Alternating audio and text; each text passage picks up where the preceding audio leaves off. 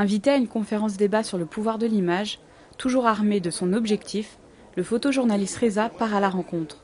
Tout d'abord la rencontre du terrain, des peuples, d'une culture, puis vient celle du public.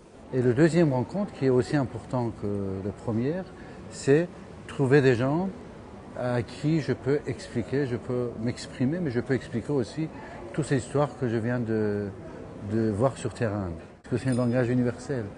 Et l'utilisation que je fais de cette photo, qui est justement devenir un médium entre celui que je photographie, l'histoire que je vis et les gens qui regardent. C'est ça qui m'importe.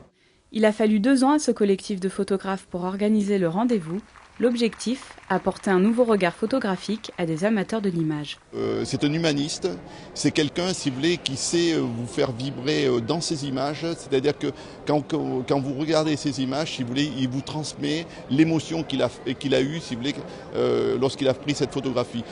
Le célèbre photoreporter attire les foules. Plus de 450 personnes sont venues partager son expérience, sa technique, mais surtout ses histoires.